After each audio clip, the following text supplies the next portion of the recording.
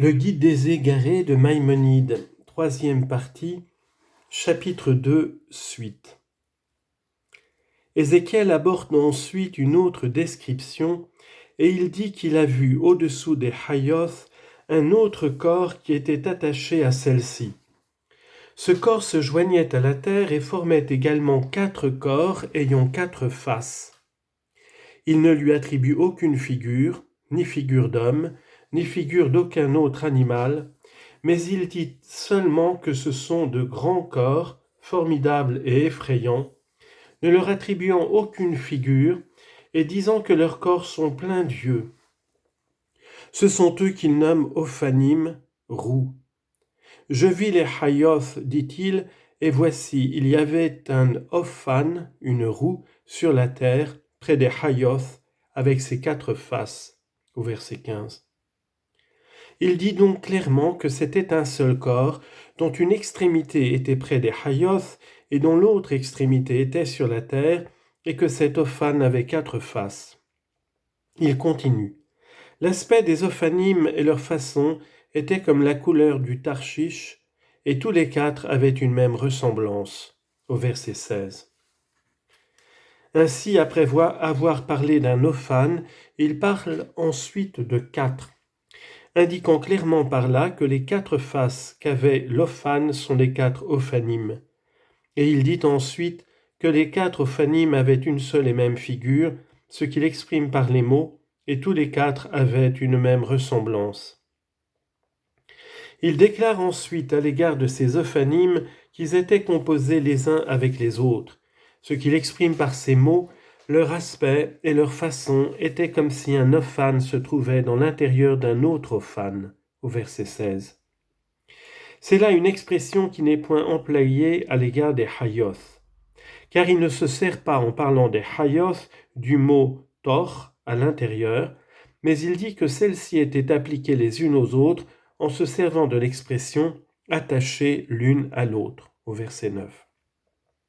Tandis qu'il dit des Ophanim qu'ils étaient composés les uns avec les autres, comme si un Ophan se trouvait à l'intérieur d'un autre Ophan.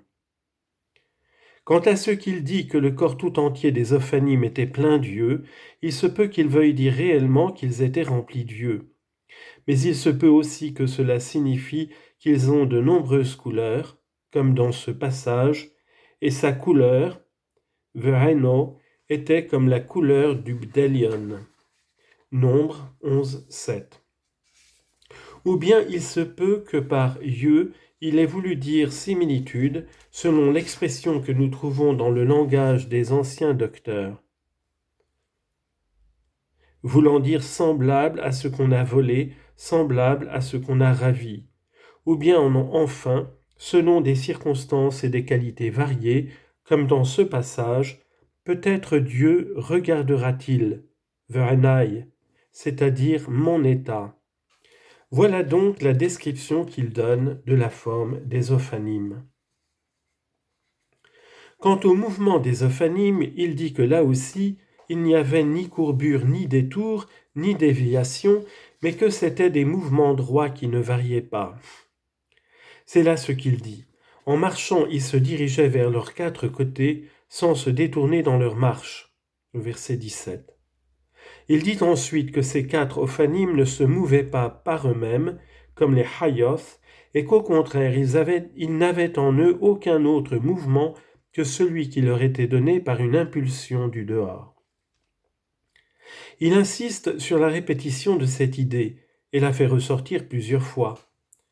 Il déclare que ce qui mettait en mouvement les Ophanim, ce n'était autre chose que les Hayoth, de sorte que, pour me servir d'une image, il en était du rapport de l'Ophan à la Haya, comme quand on attache un corps mort au pied de devant ou de derrière d'un animal. Toutes les fois que cet animal sera en mouvement, ce bois ou cette pierre qu'on a attachée aux membres de cet animal sera également en mouvement. Il dit donc, quand les Hayoth marchaient, les Ophanim marchaient auprès d'elles, et quand les Hayoth s'élevaient au-dessus de la terre, les Ophanim aussi s'élevaient.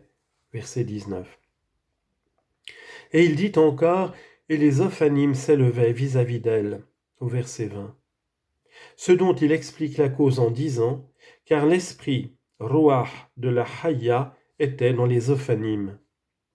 Il répète encore cette idée pour la confirmer et pour la mieux faire comprendre, et il dit « Quand elle marchait, ceci marchait aussi, et quand elle s'arrêtait, il s'arrêtait, et quand elle s'élevait de dessus la terre, les Ophanim aussi s'élevaient vis-à-vis d'elle, car l'esprit de la Hayya était dans les Ophanim. » Verset 21.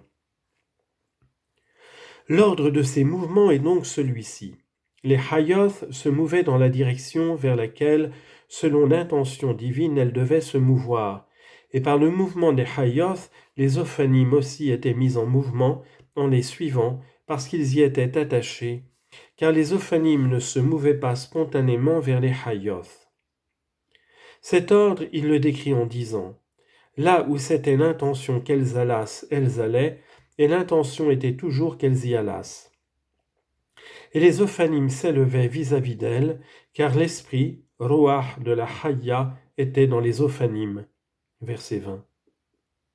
Je t'ai déjà fait connaître la paraphrase de Jonathan ben Uziel qui dit « Là où c'était la volonté, Rahava, qu'elles allassent. » Après avoir achevé la description des Hayoth, de leur figure et de leur mouvement, et après avoir parlé des Ophanim qui sont au-dessous des Hayoth auxquels ils sont attachés et dont ils suivent le mouvement, il aborde une troisième perception et revient à une autre description, à savoir de ce qui est au-dessus des Hayoth. Au-dessus des 4 Hayoth, dit-il, il y avait un firmament, verset 22. Sur ce firmament, il y avait la ressemblance d'un trône, et sur le trône quelque chose qui ressemblait à l'aspect d'un homme. Verset 26. Tel est l'ensemble de la description qu'il donne de la vision qu'il eut d'abord près du fleuve de Kaboras. Chapitre 3. Ézéchiel, après avoir donné la description de la Markaba, telle qu'il la donne au commencement du livre, eut une seconde fois la même perception lorsque, dans une vision prophétique, il fut transporté à Jérusalem. Et ici, il nous explique des choses qui n'avaient pas été expliquées la première fois. Il substitue par exemple au mot Hayoth, animaux, le mot Kerubim, chérubin, et nous fait ainsi savoir que les Hayoth dont il a parlé d'abord sont aussi des anges, à savoir des chérubins. Il dit donc, quand les chérubins marchaient, les Ophanim marchaient près d'eux, et quand les chérubins levaient leurs ailes pour se soulever au-dessus de la terre, les Ophanim aussi ne se détournaient pas d'auprès d'eux. Ézéchiel 10, 16. Et il confirme ainsi la liaison des deux mouvements, comme nous l'avons dit. Ensuite il dit, c'était la Hayya que j'avais vue sous le Dieu d'Israël près du fleuve de Kaboras, et je sus que c'était des chérubins, au verset 20. De sorte qu'après avoir décrit de nouveau les mêmes figures et les mêmes mouvements, il déclare que les Hayoth sont les chérubins et que les chérubins sont les Hayoth.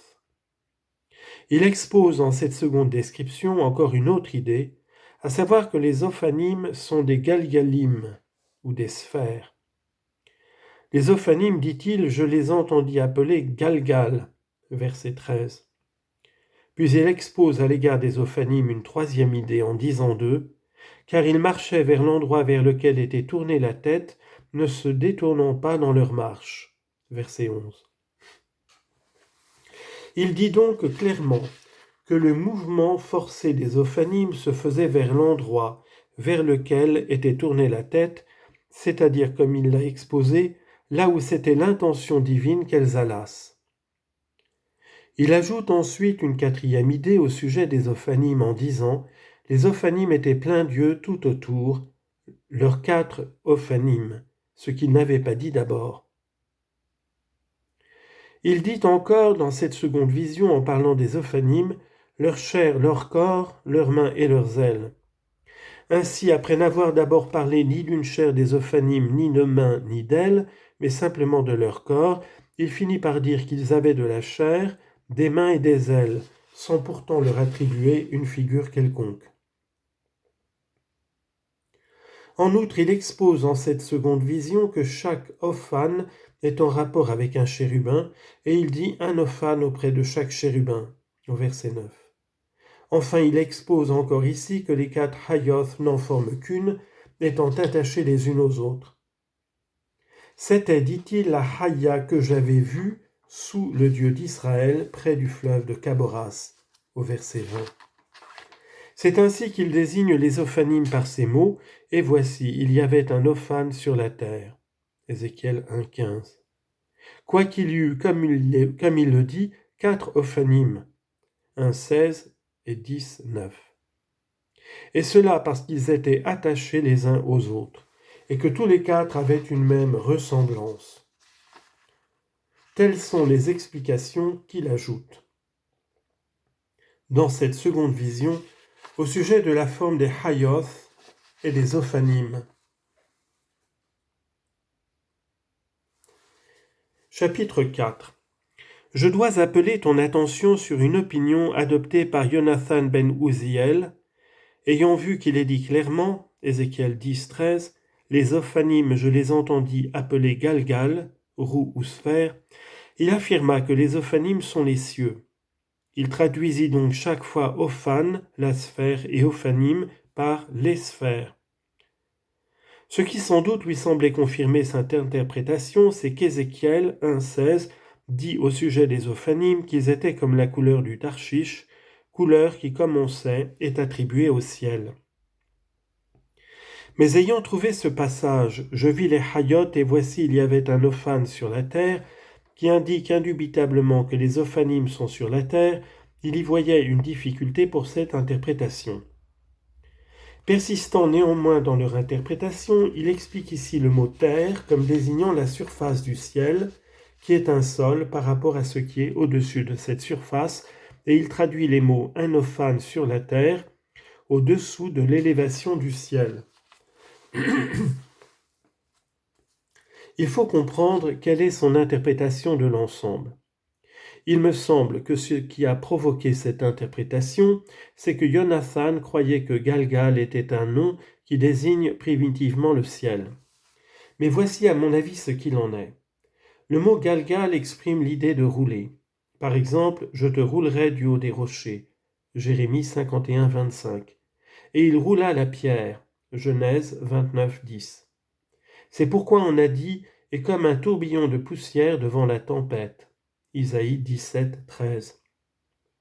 Parce qu'il est roulé, et c'est pour cela aussi que le crâne est appelé Gulgoleth, parce qu'il est à peu près rond. Or, comme toute sphère roule rapidement, toute chose sphérique a été appelée Galgal. C'est pour cela que les cieux ont été appelés Galgalim, parce qu'ils sont ronds, je veux dire parce qu'ils sont sphériques, et au figuré les docteurs disent du sort, c'est un galgal, une sphère qui tourne. C'est pour cette même raison que la poulie est appelée galgal. Ainsi donc Ézéchiel dit, les Ophanim, je les entendis appeler galgal, c'est pour nous faire connaître leur figure sphérique, car on ne leur attribue aucune figure ni forme, et on dit seulement que ce sont des galgalim, des sphères. Quant à ceux qu'il dit qu'ils étaient comme le Tarshish, 1,16, il explique également dans la seconde description en disant des Ophanim, et l'aspect des Ophanim était comme la couleur d'une pierre de Tarshish. 10,9. Ce que Jonathan ben Uziel traduit, semblable à une pierre précieuse.